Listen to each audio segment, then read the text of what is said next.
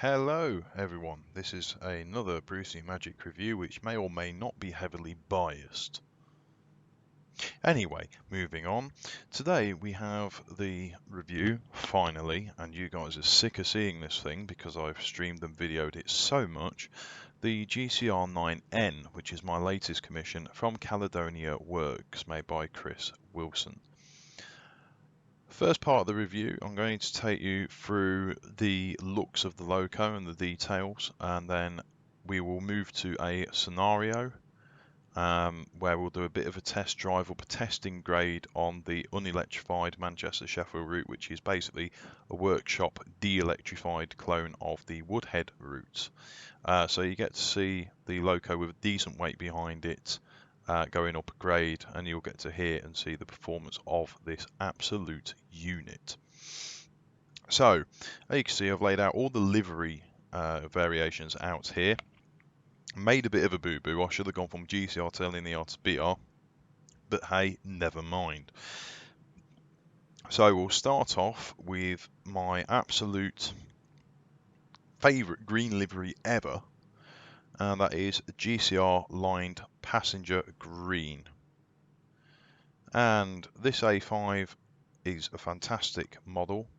Chris has pushed the boundaries yet again with detail and showing that anything is possible in Train Simulator if you've got the dedication and effort and love to put into it. So all of these locos are exactly the same, I think, bar maybe the BR's being a little bit short on the cab. I can't remember if he modelled that. I'm sure he did. I think that was the only major difference on the A5s. There will be one glaring difference, which some may or may not notice, but I'll leave that until later. But that's more of an intricacy inside the cab. Anyway, right, starting off, we'll look around the liveries. Now, the settings are set up on my usual graphic settings, so they probably could go higher, but I dare not. I just need to get a good performance balance out of this computer the way it is. So not a lot to basically say, but oh dear, the ground's fallen out. Oh dear. Never mind. No wonder my eyes were going weird looking at that. Anyway, so we'll start at the bottom, work our way up. So as you can see, wheels, it's a 462 wheel arrangement. This was Robinson's last tank engine design for the Great Central Railway before he retired from designing locos at the what am I about? Grouping, that's the word, at the start of grouping for the LNER.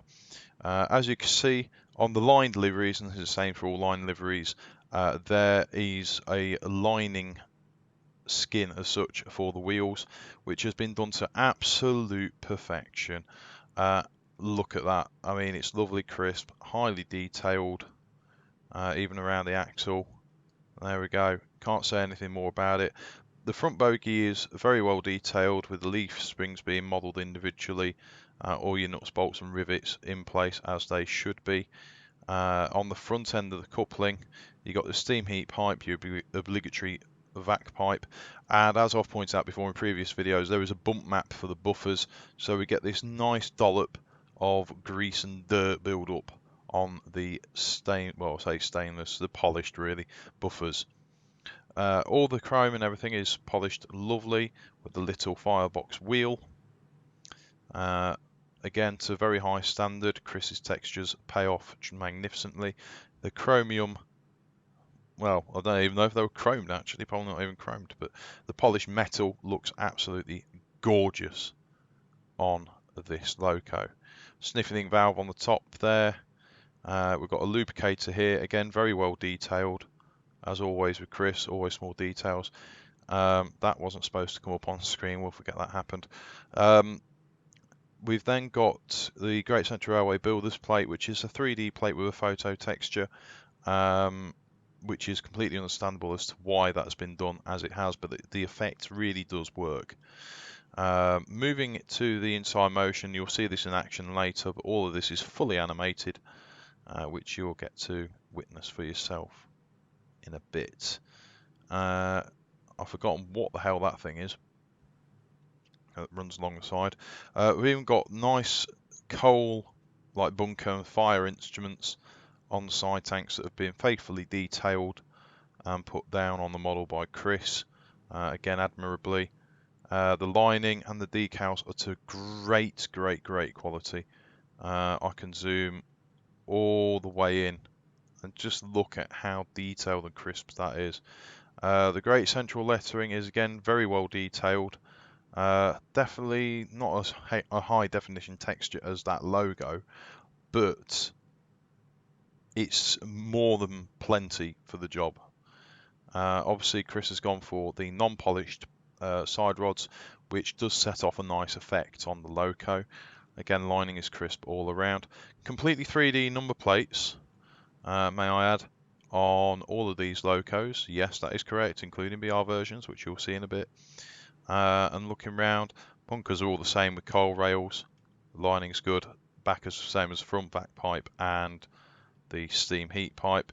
Cab is very well detailed with a bit of a smooth texture on it, but that's fine.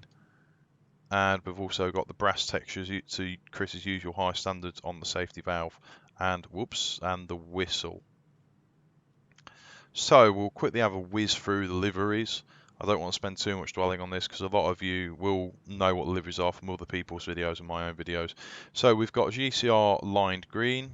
We've got a fantastically gorgeous looking GCR lined black.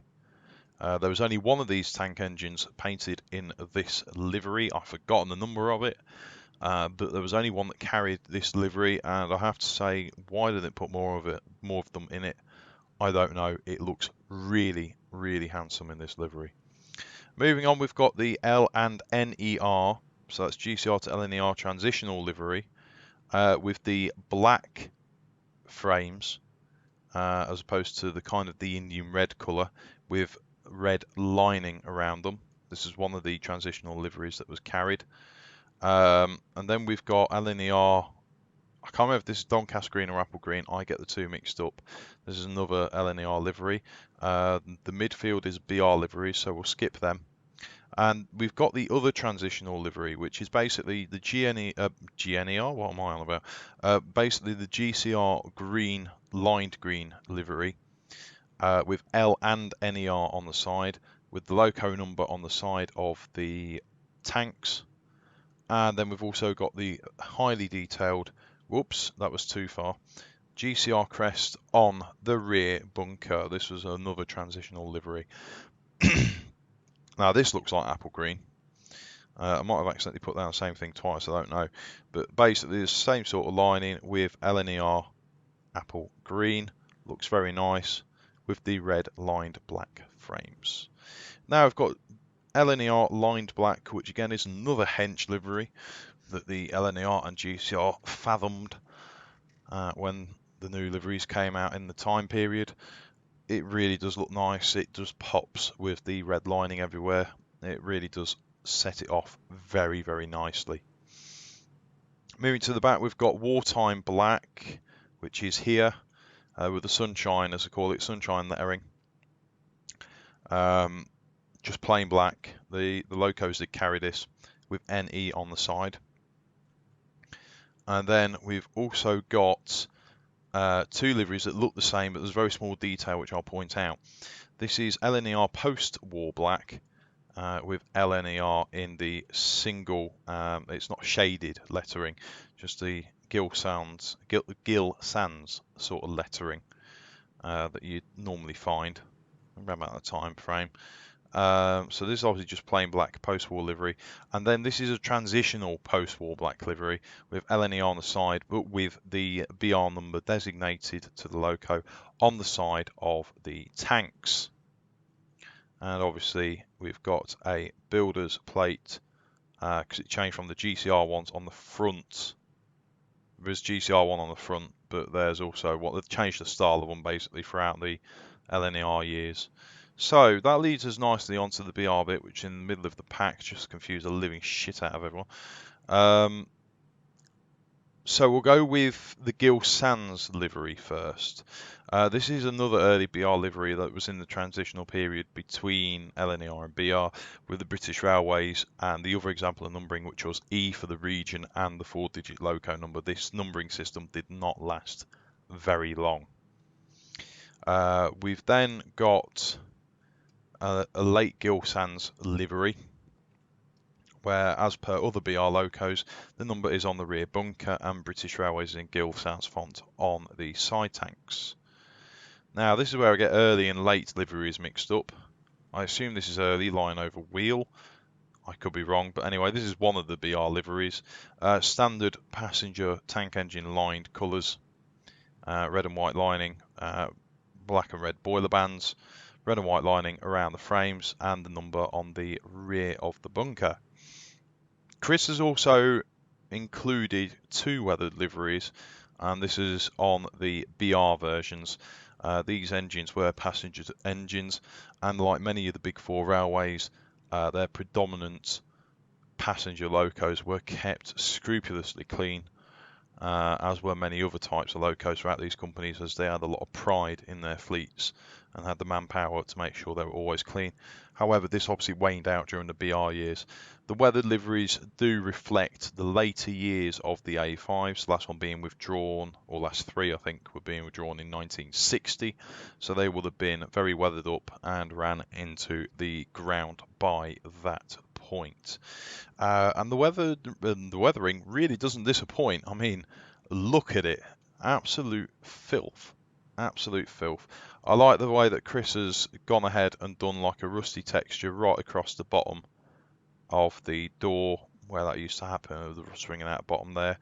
Just rust everywhere, with the kind of white lime scale or whatever that is, gunk, coming down the side from the funnel where it's primed or something like that. Absolutely gorgeous. It really works well. And this is where I test a theory. He might not have done it then. Never mind, I stand corrected. I'll check the other BR liveries as well. The only thing is we haven't got raised numbers on the front, which is a slight shame. I thought Chris, excuse me, I do apologise. I thought Chris had done his best to make sure that these had raised 3D numbers on the number plate on the smoke box, but obviously that didn't come into fruition, which is fine. I don't mind. I can live with that. Where were we? That's it. We've got the late livery, which is exactly the same, just change of logo, and we've got the weather livery, which again I believe is exactly the same map as the other crests, so they're one and the same, but that's not a problem. It just reflects a really grubby loco near withdrawal. So now we've had a look at all these beauties in their glory, lined up together, we shall swap over to a scenario and take one of these lovely beauties for a quick drive. Okay folks, what I've done is I kind of lied to you a little bit about Manchester Sheffield. We use the electrified Woodhead route. The reason I've done this is because there's quick drive supplied that apply to the Woodhead route, and obviously it comes with a nice formation on the 9N with 6 Barnums, a rake of Barnum coaches available from MatrixTrains. I'll leave a link in the description below. So we'll take it from the Manchester end, and we won't go all the way. I don't want it to be too long, but basically we'll go up a couple of stations up the grade. I think at most we'll only get to Penistone, but we shall see how it goes. Now obviously I've driven the 9N an awful lot. I did a live stream or 2 with this. I do apologise that the last live stream was awful quality. I found out that my OBS settings had taken a dump on themselves, so that's why. So we're taking the GCR line black version for something different, because I've driven the green one an awful lot. I could have used BR, but I thought, hey, Great Central route, let's use Great Central engine in GC livery. Can't get any better than this, can it? So I will just bring up the F4 HUD menu, because I was filling up the coal. We will need that coal to be topped up most definitely. I don't know if there's any AR on this route. Anyway, right, we'll press the number 1 key. Now this is where we will show you a few extra features that are included. Because this is Caledonia Works product, when you're in the number 1 view, you can press the left and right arrow keys to get a myriad of different views. So you get the obligatory one that's at the side, show you motion, running, screenshots. You get the nice front looking view. You get one that's attached to the side of the smoke box. One that's just above the cab, and I do like this one a lot actually. Then you get your obligatory fireman's side and a heads out there. Fire, centre cab, heads out view on the right hand side. And that's using the left button all the way through that cycle. Now, there is an interesting issue that I need to raise in this review, and that is currently the A5s are all right-hand drive. There was actually a batch or two of left-hand drive GCR A5s, but the reason they're not included was there was extensive research done on this loco, which is credit to Chris and the CW team. But as I've completely gone the wrong way on the arrow keys now. And that's a lot of credit to them because it did take a fair bit of time to get resource pictures.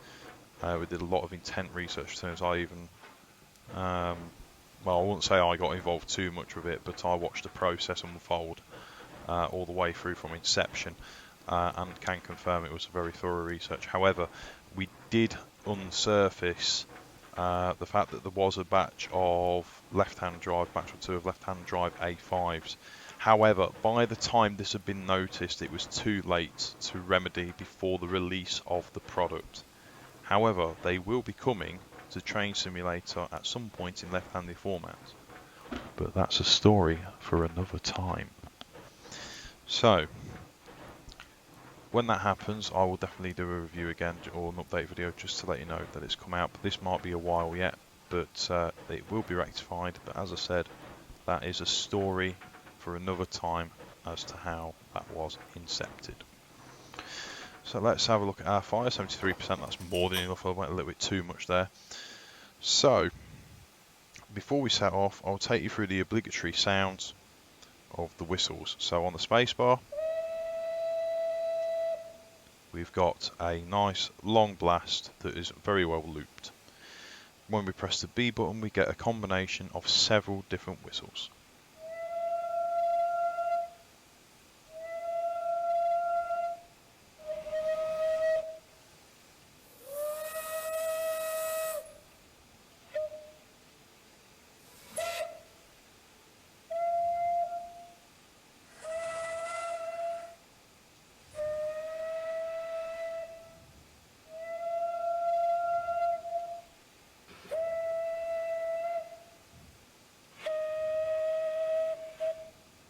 Yeah, there's about 8 or 9 different combinations, so you've listened to them all there, I believe. But there is definitely 8 or 9 different combinations of whistles. Now, this is a loco that does have a lot of power, and it likes to stretch its legs an awful lot. So we're going to the number 1 view. I'm going to go to the...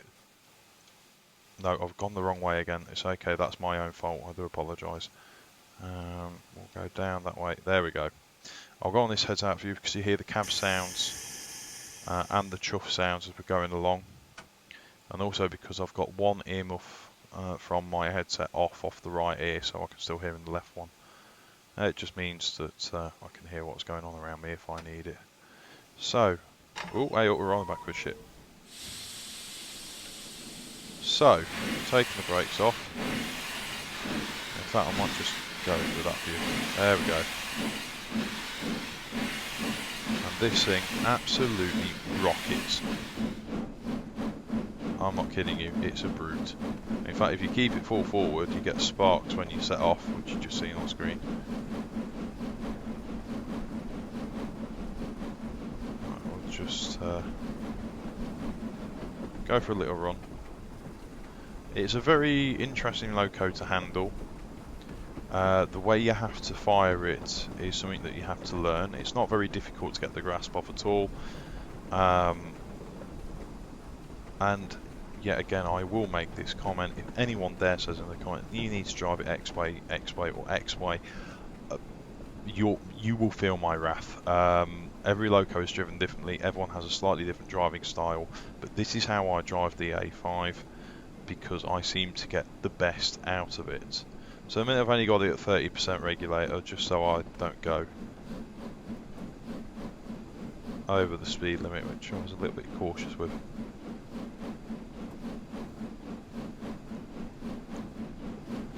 Right, we're going to be climbing up a grade.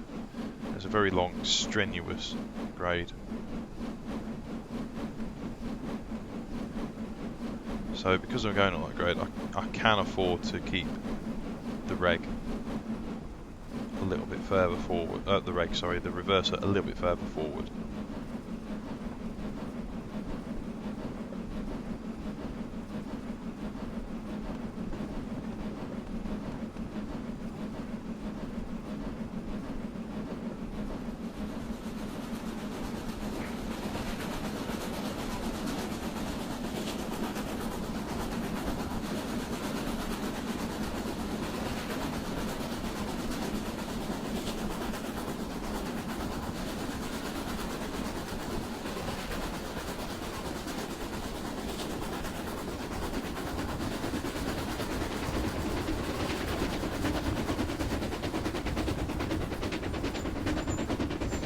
I just want to apologise, I know that the sky is very, very bright. That's to do with the time of day it is, the weather pack I've got on and the shaders. So I could have changed it to overcast, but I tend to find that when reviewing, a lot of light is necessary just to show the livery off for any demonstration purposes. So I'm sorry if you find it very distracting.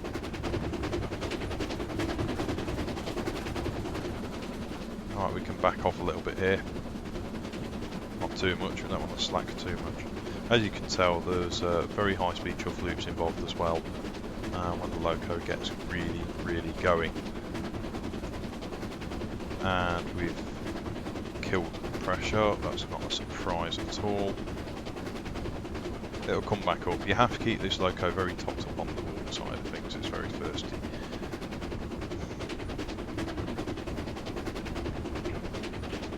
Oh, dampers.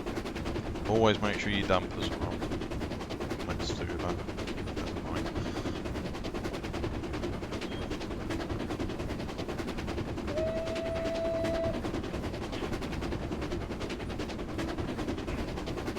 Making our way through Neeps End.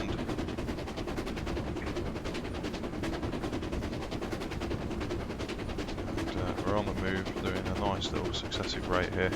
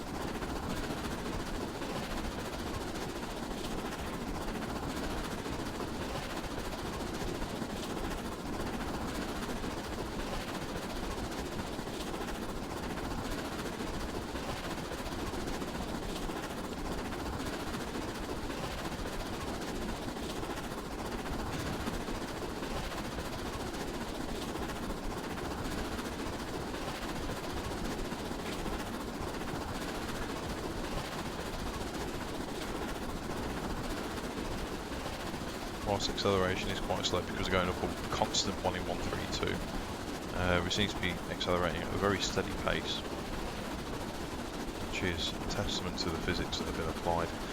Loco has simulation scripting, comes with the standard features of performance mode as well, which has performance mode low, performance mode high, and performance mode off as well. At the moment we're running performance mode off because we don't really need to save any frames or anything like that. We seem to be holding our own and doing quite well.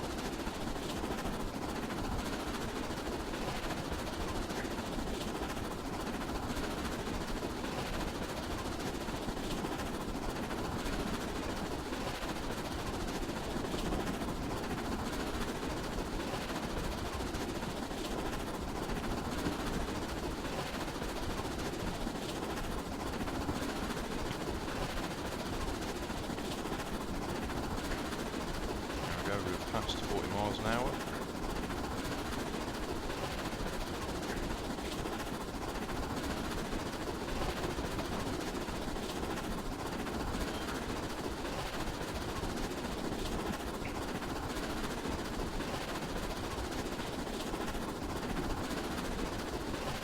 See how far we've got now. We've done well, we've done very well.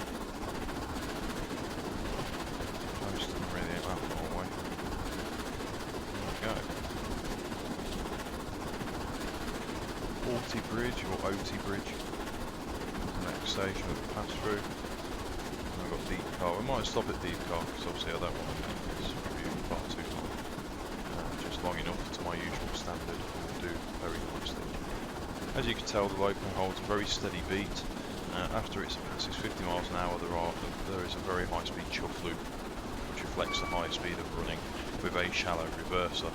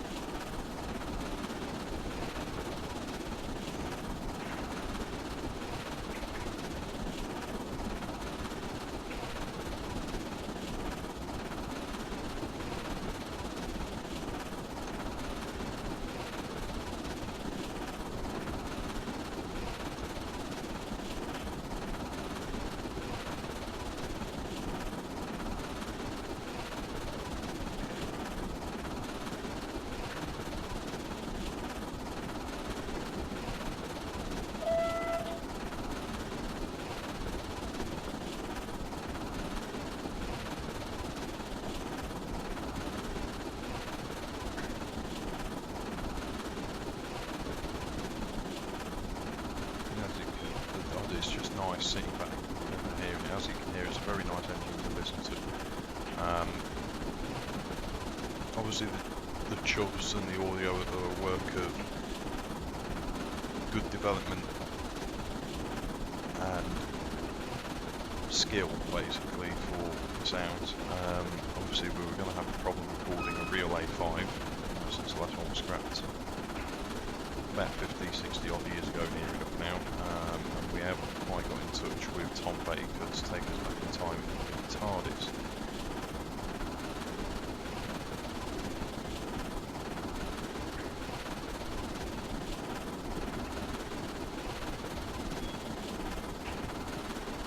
Seems to be doing an alright lick here, about 46 miles an hour.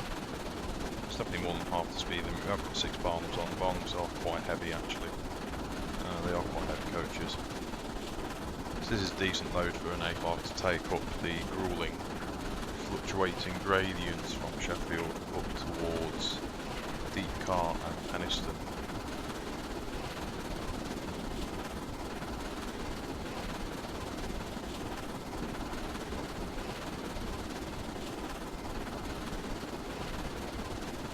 Finally made it back into the 170 PSI range. Just on a bit more reverser, just to help aid get the speed up. Still making plenty of steam, which is great news. Just top of water again. It's best to keep it topped up in case people too focus on the driving. Little and often always seems to be the case.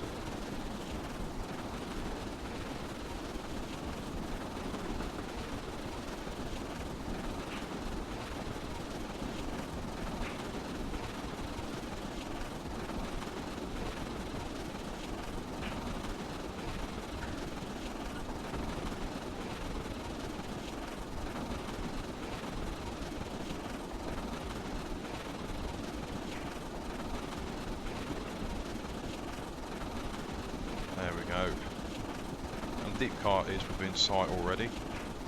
So this journey has gone fairly quick. It would have been quicker if we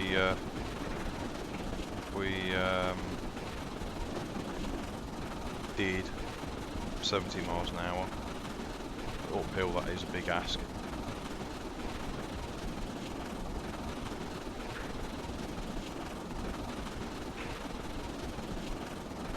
Actually, the chuff loop might come in later. I know there is a high-speed chuff loop. This might be it, but I think there is another one that does kick in.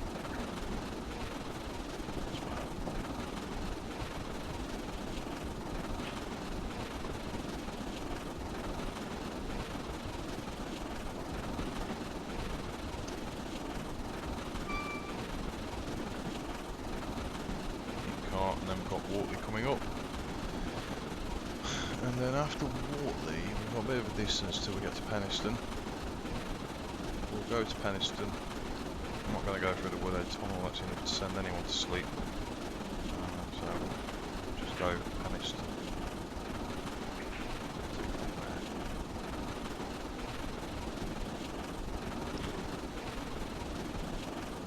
As you can tell though, the engine's very therapeutic sound to listen to. The sound's absolutely fantastic.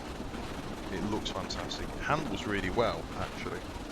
Upgrade it is a challenging drive for definite, but so of course is any other engine being train simulator. Unless you've got electric, and then it's obviously power on the tap.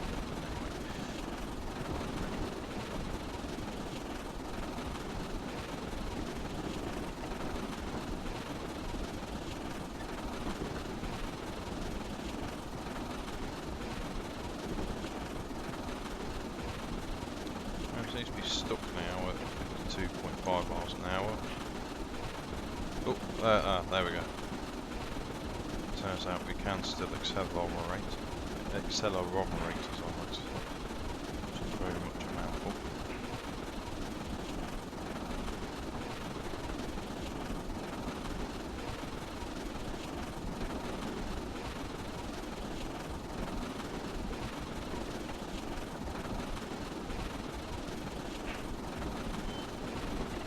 These things historically had about £23,000 of tractive effort, which is quite considerable for an engine of its age and era. At the time that was sort of performance likened to tender engines, or even more than that, heavier goods locos.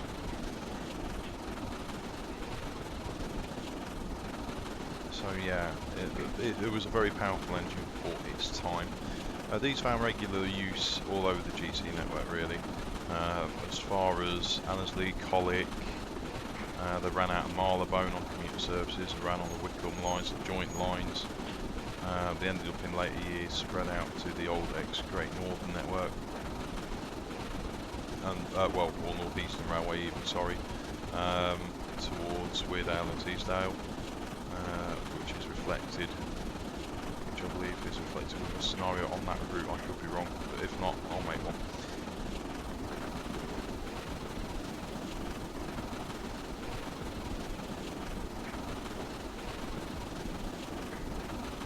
And we're putting up for a 50 zone. I really can't do what to say that, because we're going at a really nice pace here. We're going at an extremely nice pace.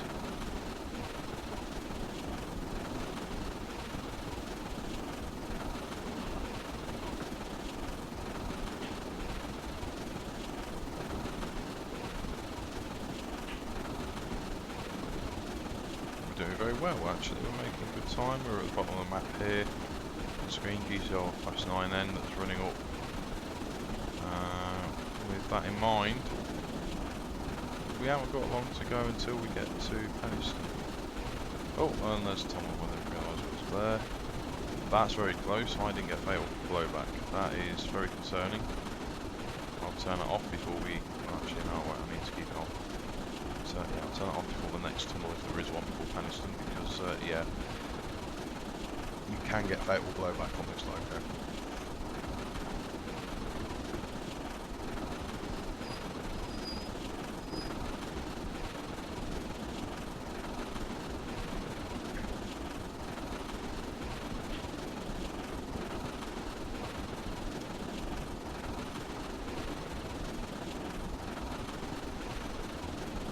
absolutely no idea why we're into a 30 section.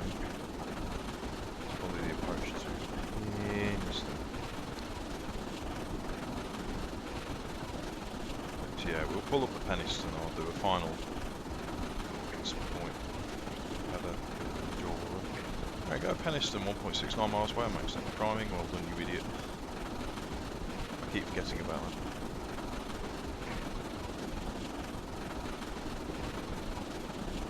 And if I time this right, I shouldn't need to use my brakes, which would be a very big godsend. If I do, it'll only be very slightly.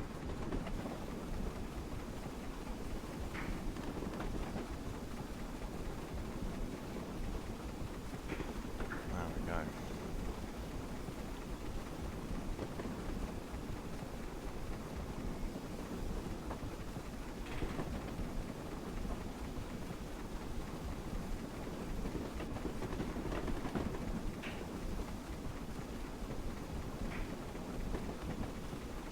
I'll put in the brakes a little bit, just give it a bit of a hand. That should see us right.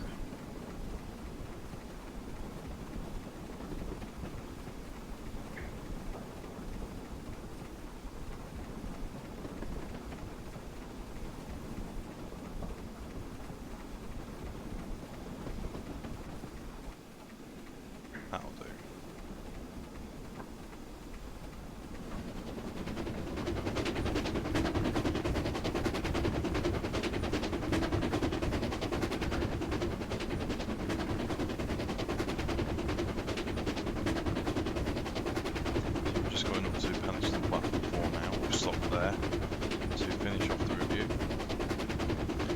Hopefully this is like a bike you can buy yourself and have in your collection.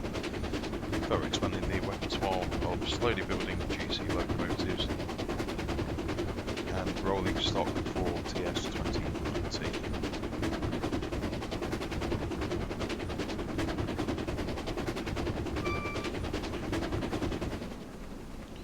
There we go, so we'll come off the throttle. To stop.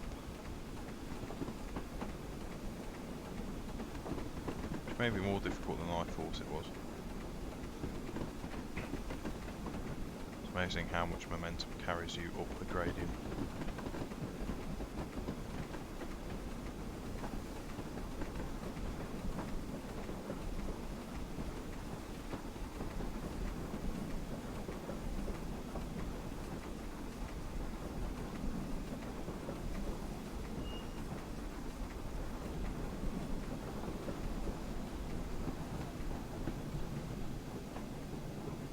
There we go.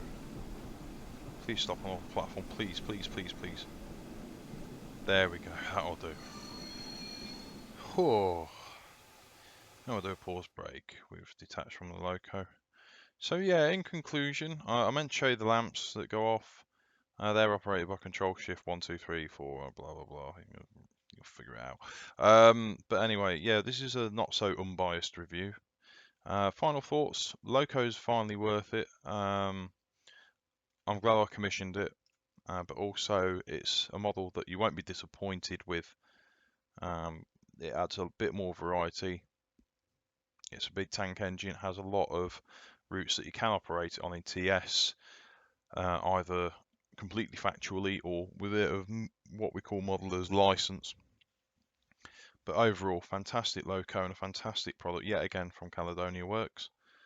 Link to purchase this item and the subsequent rolling stock for MatrixTrains will be in the description below. This has been a Brucie-Magik video, and I hope to catch you next time for my next review. Hopefully we'll have something else drop soon from developers that's British outline, so I can give it a good old spin on the route and tell you what I think of it. Anyway, it's goodbye from me for now. Don't forget to like and subscribe to the video and to my channel, and I wish you all a merry evening, and I hope everyone stays safe and healthy. Speak to you soon. This has been a Brucie-Magik video. Thanks for watching.